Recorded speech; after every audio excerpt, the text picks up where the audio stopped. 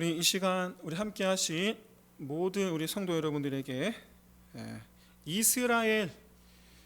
이스라엘이 되게 하신 은혜가 충만하시기를 주의 이름으로 축원드립니다. 여러분, 이스라엘이 무슨 뜻인지 여러분 잘 알고 계시지요? 오늘날 그리스도인들이 곧 이 시대의 이스라엘입니다. 그러므로 바라기는 현재 이 시대의 이스라엘 백성으로서 이처럼 하나님 앞에 이스라엘로 살아가는 저 여러분 되시기를 진심으로 소원합니다. 오늘 본문은 야곱의 인생에서 가장 중요한 내용을 담고 있습니다. 우리가 소위 말하는 터닝 포인트라고 그러죠. 터닝 포인트. 그의 이름이 바뀐 겁니다. 근데 그 이름이 바뀐 것이 야곱 인생의 터닝 포인트가 됩니다. 성경에는 하나님께서 직접 이름을 바꾸신 사람이 5명 있습니다. 우리가 잘 아는 아브라함, 사레, 야곱, 그리고 솔로몬, 베드로입니다. 이렇게 이름을 바꾸신 경우는 반드시 지금까지 이름을 바꾸시기 이전과는 전혀 다른 삶을 살게 됩니다. 이것은 이름을 간판으로 사용하셨기 때문에 그렇습니다. 우리는 길을 지나다가 간판을 보고 가게에 들어갑니다. 왜냐하면 간판을 보면 그 집이 뭐 하는 집인지, 뭘 파는 집인지를 알 수 있기 때문에 그렇습니다. 그래서 그 이름을 보면 그 사람의 삶을 알 수가 있어요. 근데 이렇게 이름을 간판처럼 이름을 짓는 나라가 현재도 있습니다.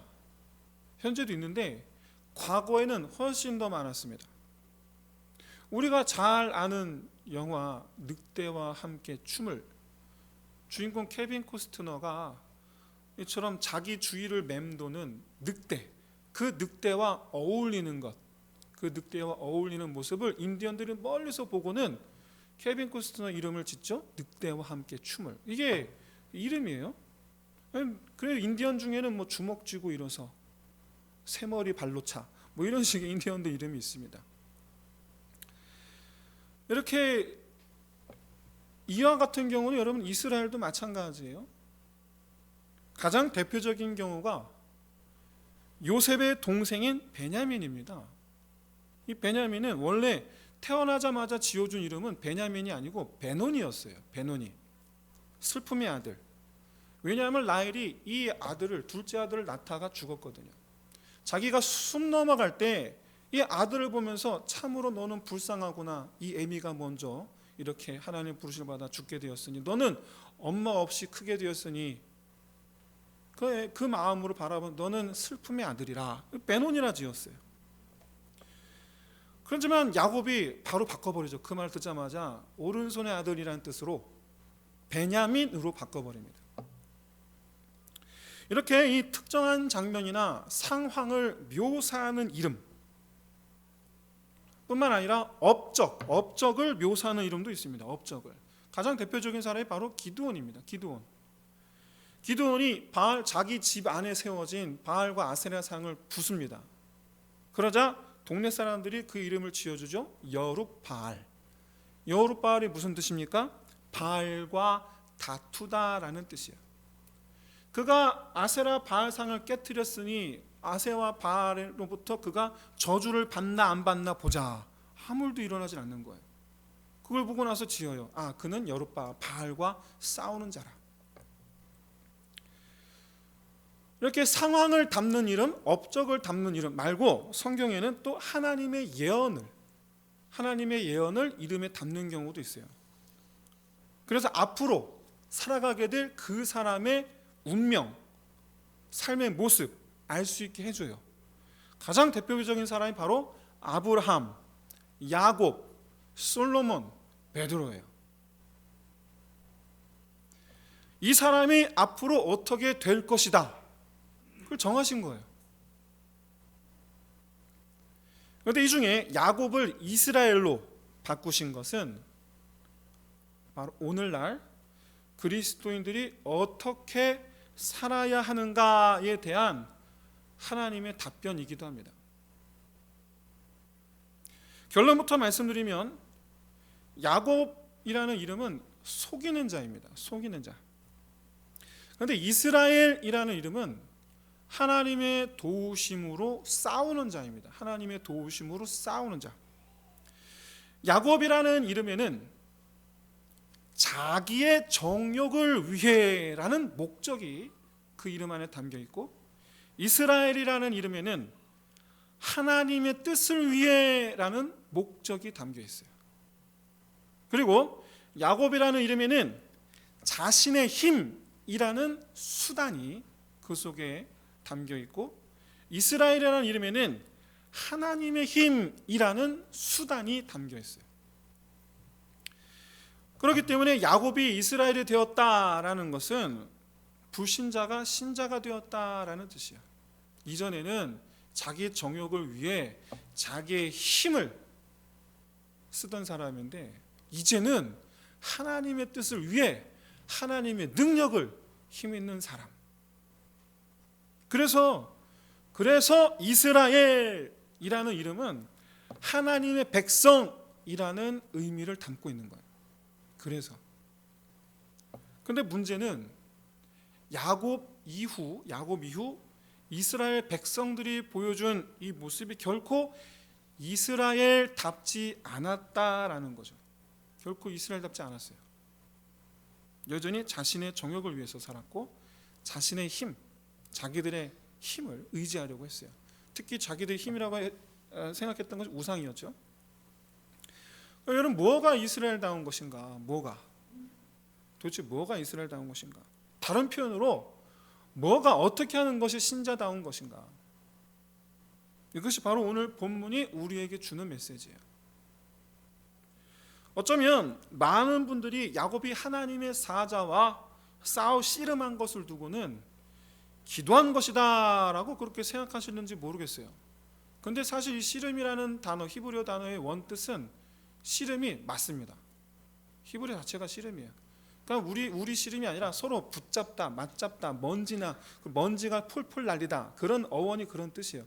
그러니까 무슨 뜻이냐면 먼지가 풀풀 날리기까지 서로 붙잡고 힘겨루기를 하다, 그게 이 히브리어 단어 원어 뜻이에요. 씨름한 게 맞아요. 그러니까 실제로 이 씨름했다라는 이 단어를 기도했다라고 해석한 신학자들도 적지 않습니다.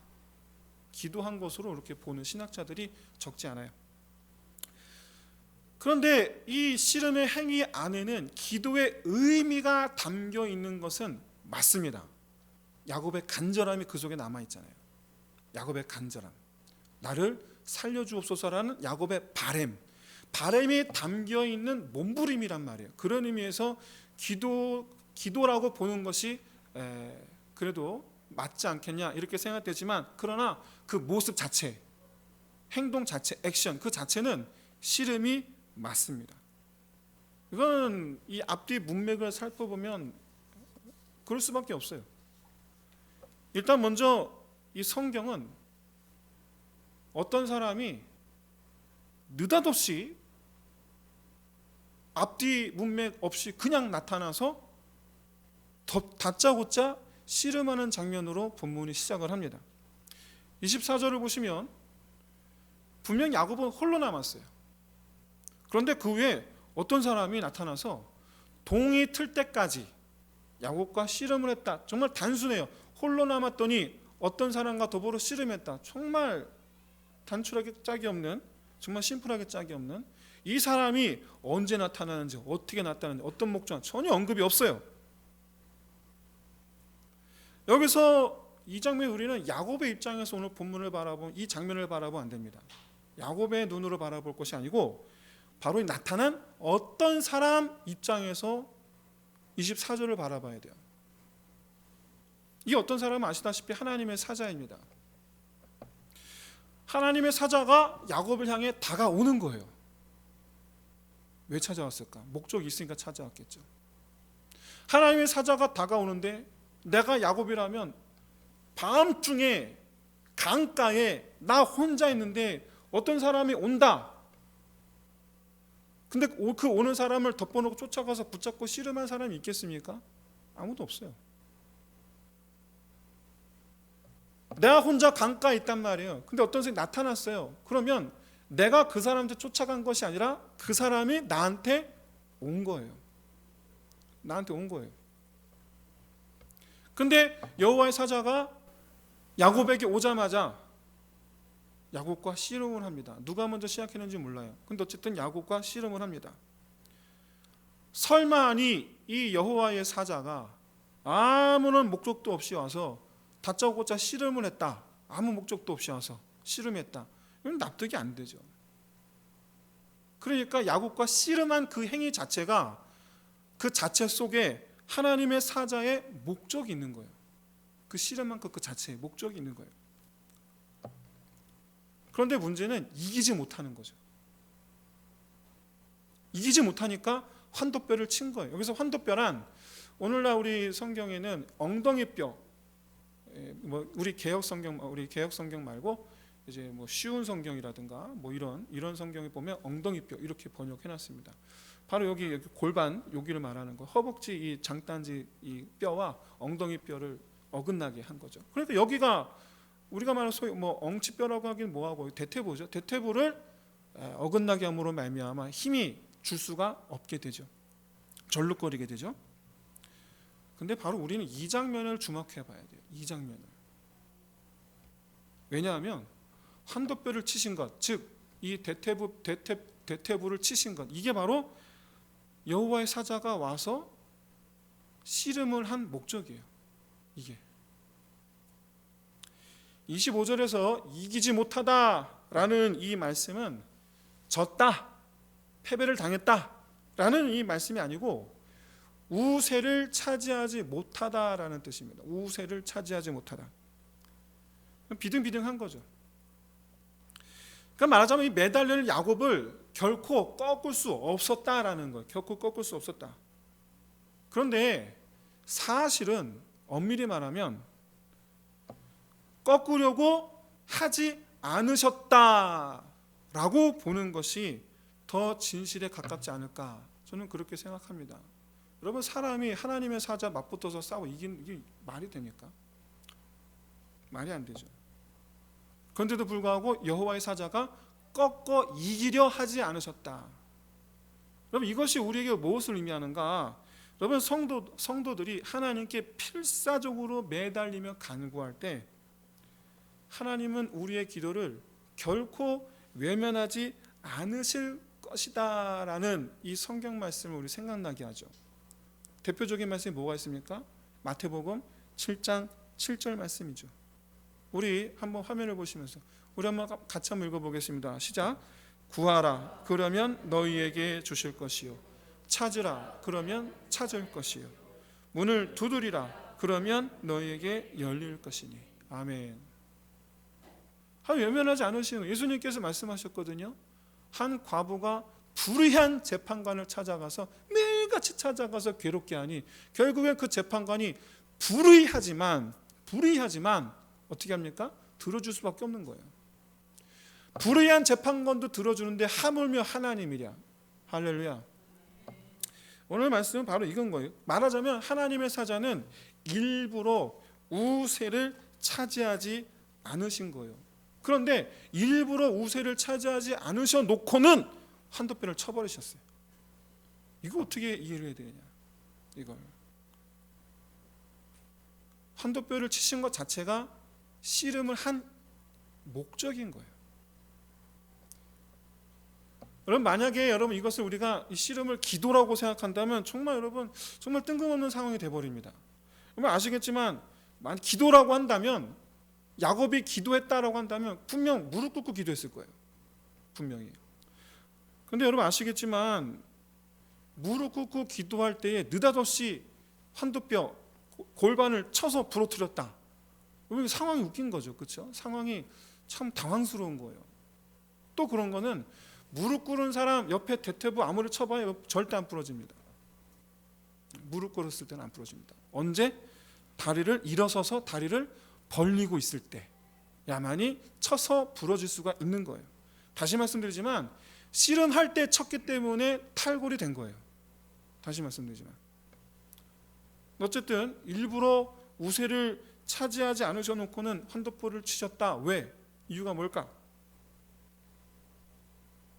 그리고 이 사실이 왜 하나님께서 야곱이 형 만나는 것을 앞두고 죽게 될까 심각하게 고민하고 있을 때 찾아오신 이유가 될까? 그리고 이것이 왜 오늘날 우리 그리스도인들에게 주는 메시지인가? 이것이 왜 야곱의 이름을 이스라엘로 바꾸신 것과 연결이 되는가? 말씀드렸다시피 야곱의 이름은 속이는 자로서 자기가 원하는 것을 얻어내기 위해서 자기 꾀를 의지하던 사람입니다. 참 꽤 많은 사람이에요. 지혜로운 사람, 하여간 똑똑한 사람이에요. 어쩜 그렇게 그런 수를 썼는지. 말하자면 자기의 정욕을 위해 자기 힘을 의지하는 사람이라는 의미를 갖고 있는 게 야곱의 이름이에요. 그러던 야곱이 지금 현재 날이 밝으면 내가 지금 죽게 될까 살게 될까를 놓고 근심하고 있습니다. 두려워하고 있습니다. 이 상황이 빠져나갈 수가 없어요. 빠져나갈 구멍이 없어요. 왜? 내가 가나안 땅에 정착하려면 반드시 한 번쯤은 에서를 만나야 되기 때문에.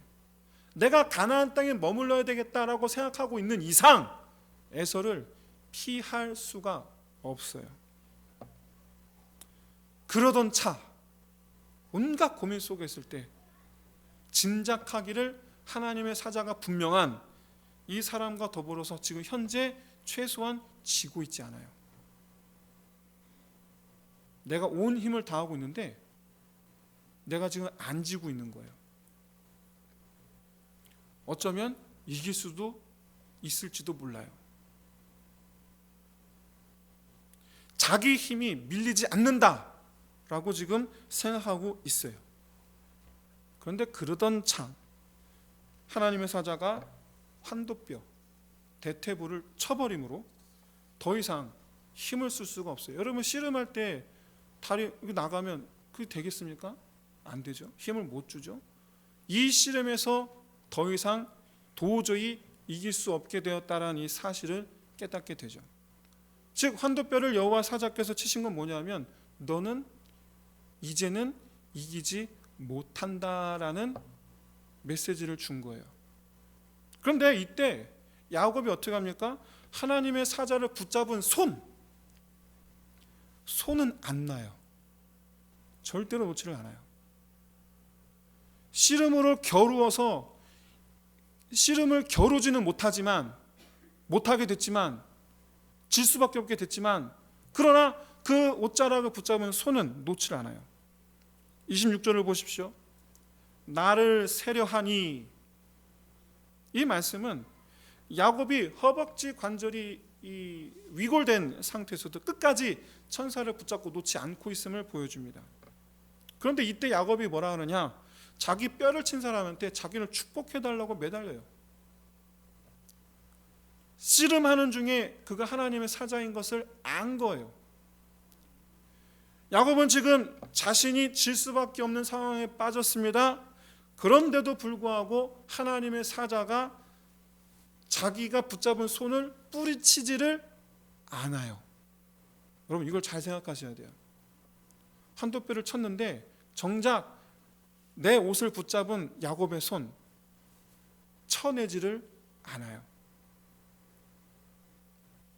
야곱은 안 거예요. 하나님의 사자가 내 소원을 들어주리라 한 것을 지금 안 거예요. 하나님께서 환도뼈를 부러뜨린 이유는 두 가지가 있습니다. 먼저 첫 번째는 야곱으로 하여금 필사의 각오로 매달리게 하기 위해서. 그 다음에 두 번째는 야곱 자기 싸움에서 이기려면 이기는 길은 하나님께 매달리는 것밖에는 방법이 없다라는 것을 깨닫게 하기 위해서 이 환도뼈를 치신 이유예요. 야곱이 축복해달라고 하니까 여호와의 사자는 덮어놓고서 야곱의 이름을 이스라엘로 바꿔놓고는 가버립니다. 그래서 이 사건이 그냥 끝나요. 이름 바뀐 걸로 끝나요.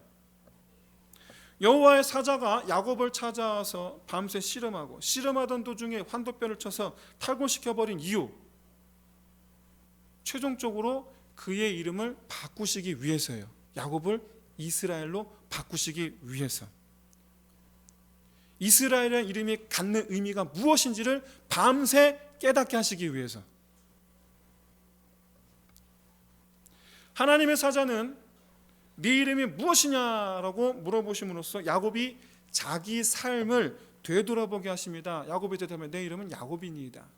즉 나는 지금까지 야곱으로 살았습니다. 남을 속여서 내가 그의 것을 얻기 위하여 그를 속이기 위해서 내가 꾀를 내어 그렇게 결국 쟁취하는 삶을 나는 지금까지 그렇게 살았습니다. 내 이름은 야곱입니다. 그때 여호와 사자가 이제는 다시는 너를 야곱으로 부르지 아니하리니 다시는 야곱처럼 살게 하지 않으시겠다라는 얘기예요. 다시는 야곱처럼 살게 하지 않으시겠다. 내가 네 이름을 이제는 이스라엘이라 하리라. 이제부터는 이스라엘 삶을 살게 하시겠다.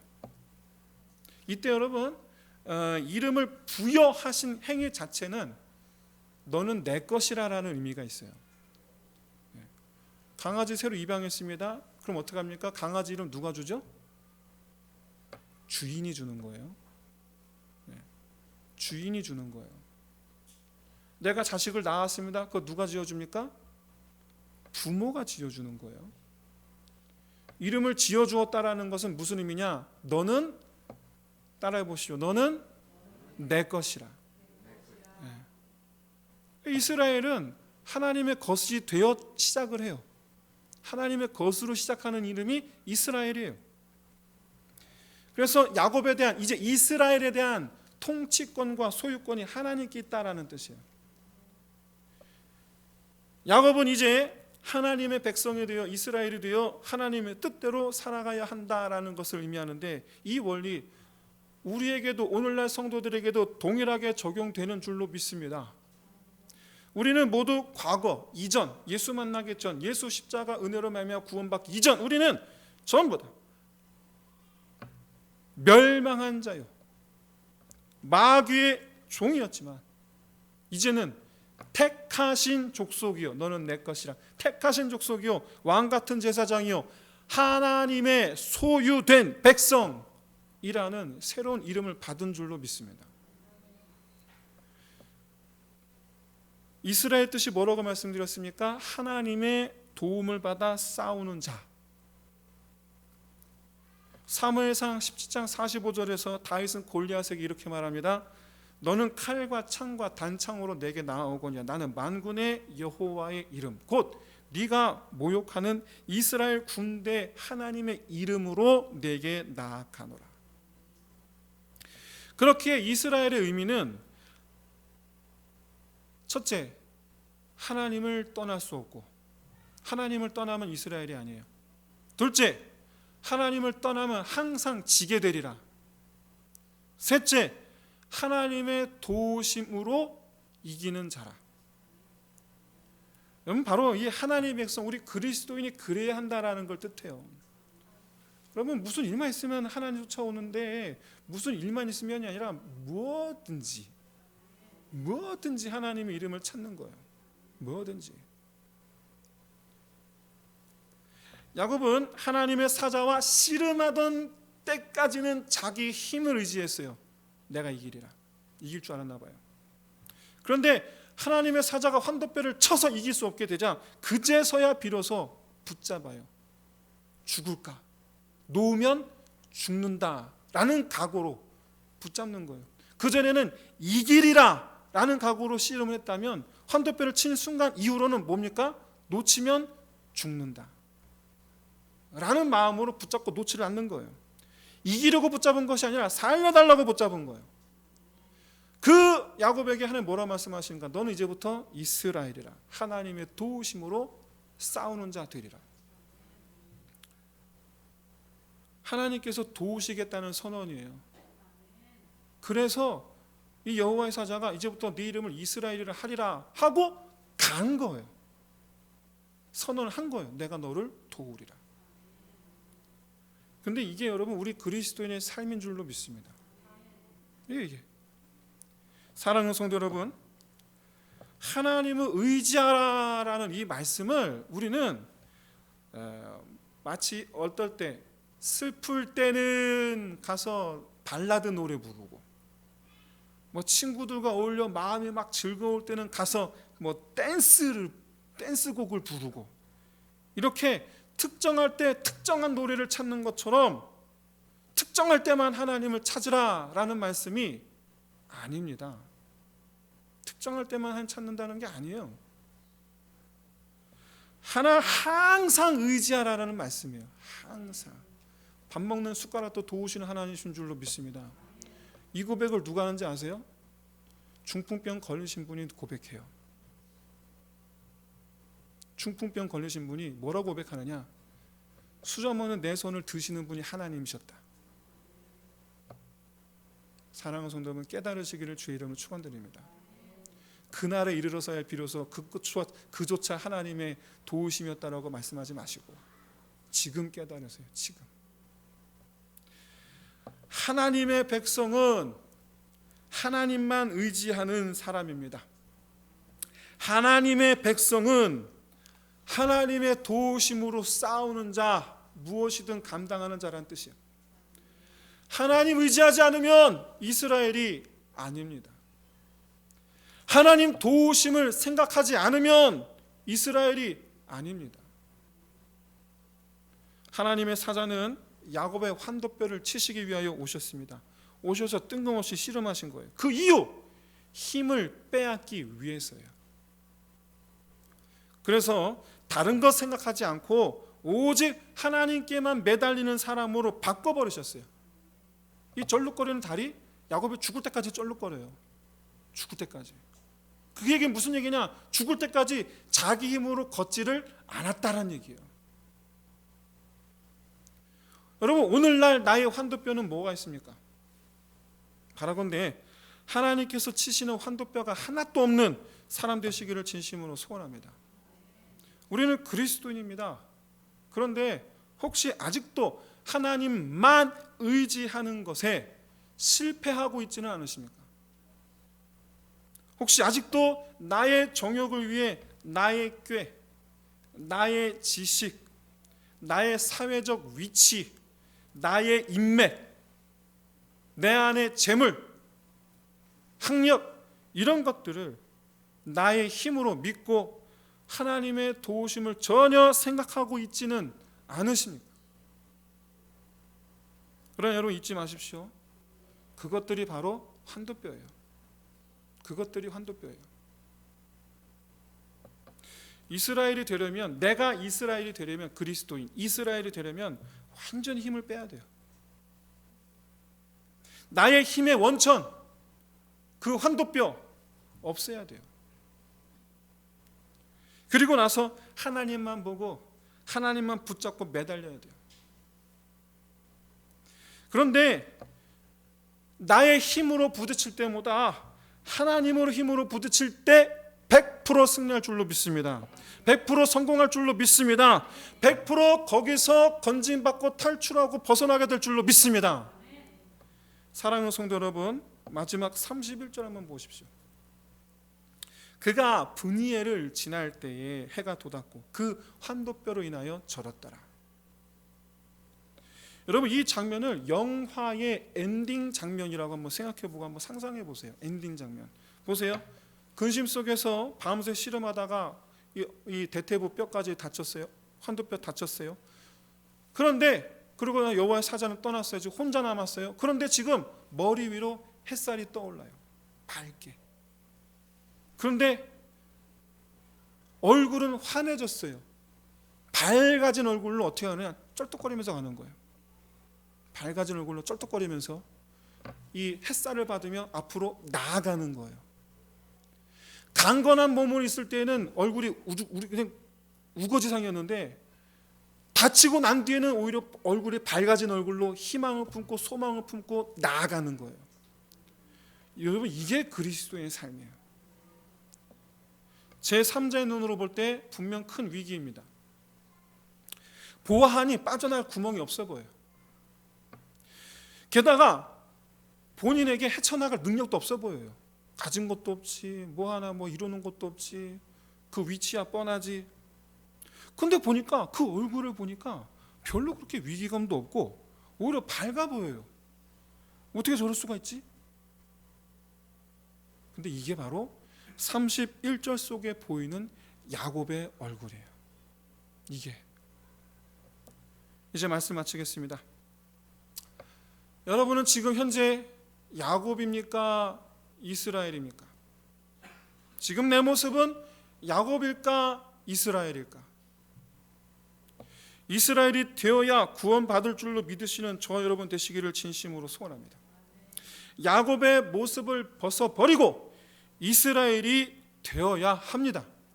여러분, 그리스도인은 완벽을 추구하는 것이 아니라 완벽하게 하나님 의지하는 것을 추구하는 것이 그리스도인입니다. 그래야 이스라엘입니다. 이 시간 우리 함께 기도합시다. 내 안에 나의 힘, 나만의 환도뼈 그거 제하여 주시고 오직 하나님의 도우심만을 바라는 자 되게 하여 주옵소서. 그리고 오늘날 이 시대의 이스라엘이 되게 하여 주옵소서. 우리 함께 기도하겠습니다.